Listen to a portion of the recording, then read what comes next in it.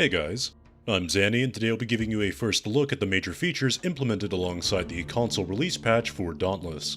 With the release of patch 0.8.0, you'll be able to play Dauntless on the PlayStation 4, Xbox One, and the Epic Games Store, with full crossplay being available between all platforms at launch, allowing for you to play with your friends seamlessly and without losing any of your previous progress on Dauntless. If you haven't already, you can download Dauntless using my referral link at playdauntless.com/r/ZannyPhantom. I'd also like to thank Dauntless for sponsoring this video. With that out of the way, let's take a look at the new weapon specials being added for both the axe and repeaters with patch 0.8.0.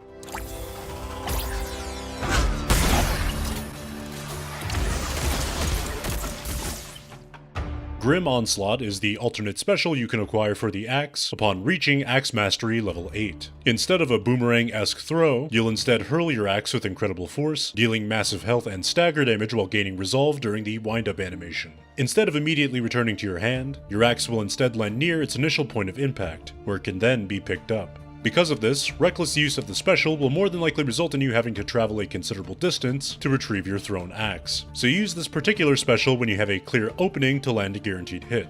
While somewhat difficult to time, the throw itself can interrupt without weighted strikes, making it one of the most stylish interrupts to date.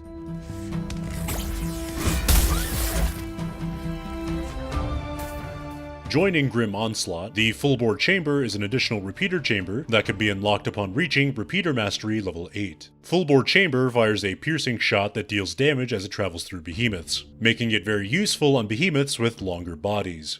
When empowered, full-bore chamber deals heavily increased damage, but also knocks you back a considerable distance upon firing, making it a risky choice for some encounters with environmental hazards. Full-bore chamber unfortunately can't interrupt, even if you decide to use weighted strikes, so do be warned. These new specials have great weight to them and help to offer some variety in terms of how you approach an encounter. Don't be afraid to experiment and see what combinations of specials and mods work for you. Terra is a new element being introduced in patch 0.8.0, and will be the default element for the Skarn, Koshai, and Karabakh family of behemoths. Armor with Terra resistance will provide increased elemental defense against Terra, but will take increased damage from shock, making it risky to run against behemoths such as Drask and Nezaga. Terra weapons, on the other hand, are weak against Terra behemoths, but deal increased damage against shock behemoths, making them ideal for the encounters listed previously. There isn't a status effect associated with Terra weapons quite yet, but I can imagine there might be one implemented if Radiant and Umbral weapons also receive a status effect. With new specials and elements being added, some of the older animations have also seen some love. The startup animation for sprinting has your Slayer springing into action, while climbing over objects has you vaulting past them as opposed to clunkily pulling yourself up and over them. The animations for consuming health potions and tonics have also been changed, causing your Slayer to crush an orb in their fist Dark Souls style. Pretty wicked. Though minor, these changes breathe life into some of the older animations and help to give your actions some cosmetic flair.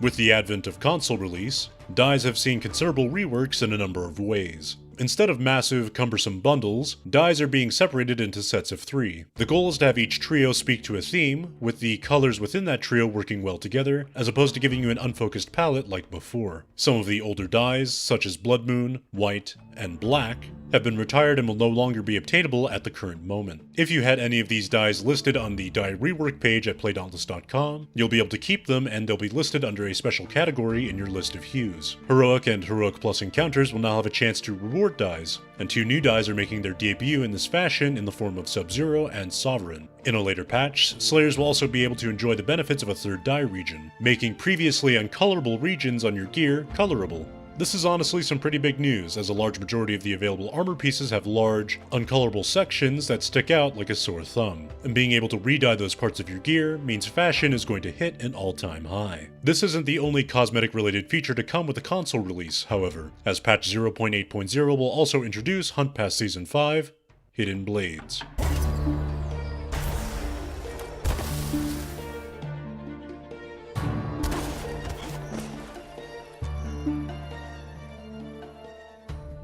Hidden Blades feature some of the most unique cosmetic options to date, drawing inspiration from Oriental culture and shinobi aesthetics. The armor set from the Elite track is one of the most detailed and inspired cosmetic pieces to date, hammering home the overall feel of the Hunt Pass as a whole. Coupled with the armor set, the designs for the weapon transmogs also heavily draw from Japanese culture, with serrated katanas and kunai-style chain blades blended into the mix. With the arrival of the new Hunt Pass, sakura trees and moonflower banners can be seen scattered throughout Ramsgate, along with death marks. Ninja scrolls hung by a kunai in various points of interest around the city. These refresh daily and contribute to the progress of your Hunt Pass.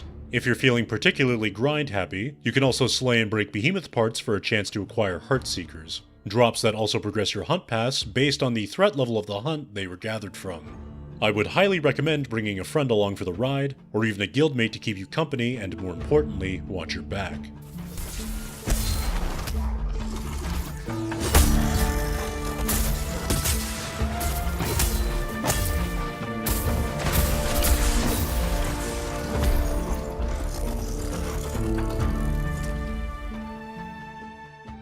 The basic track of the Hunt Pass is free for all Slayers and contains modest rewards. The Elite track costs 1000 Platinum, provides a 50% increase to your Mastery experience, and provides another bonus roll for your loot at the end of your hunts. Don't feel like purchasing the Hunt Pass but still want to snag some sweet cosmetics? Then don't worry. This time around, the store has a wide variety of armor and weapon transmogs, emotes, and island arrivals and much more to choose from, all of which are centered around the Hidden Blades theme. My personal favorite is the Blood Demon style kit, complete with a Kabuto-clad Oni mask, a demonic flare and sigil, and one of the most interesting banner plants I've seen in a long time. The store has also seen some pretty nice UI tweaks, and is gradually seeing improvement as time goes on. Another new addition to the store is the Arcslayer Supporter Pack, featuring a Future Tech armor transmog, an amazing banner staff, and a truckload of platinum to boot.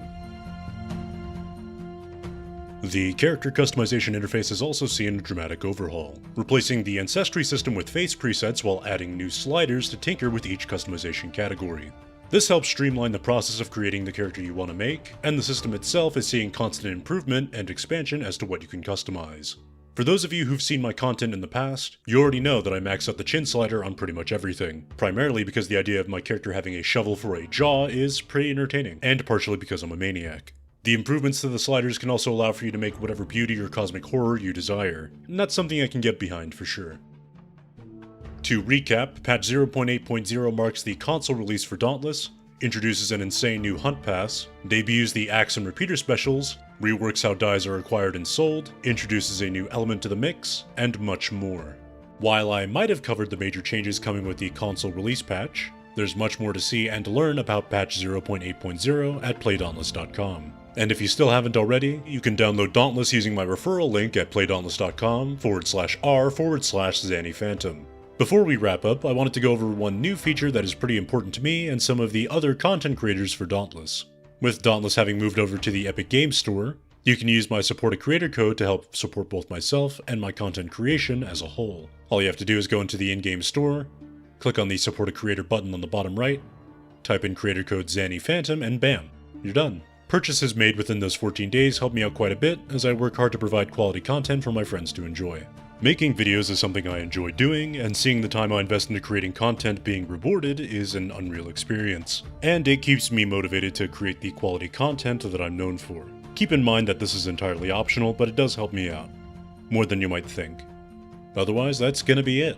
Console release marks a pivotal moment in the history of Dauntless, and things are honestly only looking up from here.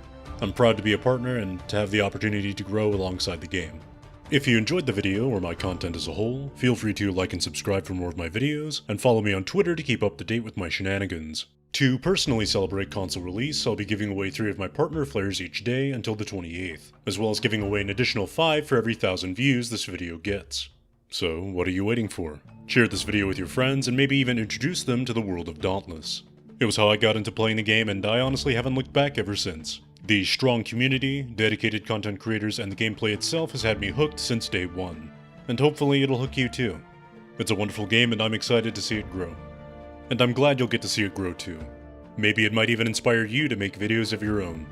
Otherwise, I hope you genuinely have a great day. And take care. I'll see you soon.